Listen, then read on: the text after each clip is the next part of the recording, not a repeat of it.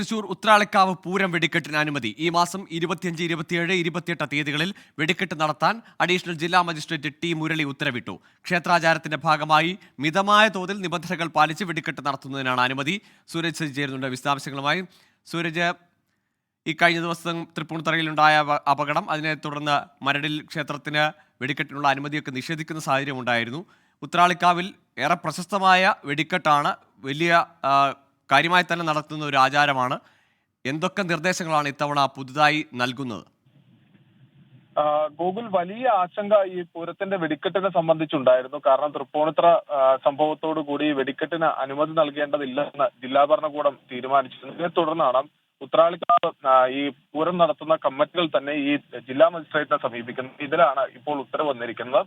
25, 27 തീയതികളിൽ വെടിക്കെട്ട് പ്രദർശനം നടത്താം എന്നുള്ളതാണ് ഇപ്പോൾ ഈ ഉത്തരവിട്ടിരിക്കുന്നത്. അതോടൊപ്പം തന്നെ 2008 എക്സ്പ്ലോയിറ്റ് ആക്ട് പ്രകാരമായിരിക്കണം ഇത് നടത്തേണ്ടത് എന്നുകൂടി പറയുന്നുണ്ട്. അതോടൊപ്പം തന്നെ ഈ വലിയ മാരകമായ മയക്കുമരുന്ന് ഉപയോഗിച്ചുകൊണ്ടുള്ള ഈ വെടിക്കെട്ടുകൾ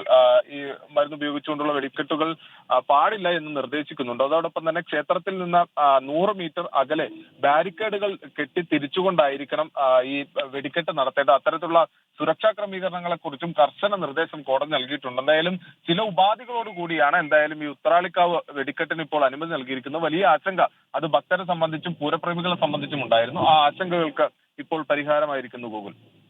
ശരി, സൂരജ് സജിയാണ് വിവരങ്ങൾ നൽകിയത്. ഉത്രാളിക്കാവിലെ പൂരം വെടിക്കെട്ട് നടത്താൻ അനുമതിയുണ്ട്. അവിടെ കർശനമായ നിയന്ത്രണങ്ങൾ പാലിക്കണം എന്നതാണ് നിർദ്ദേശം.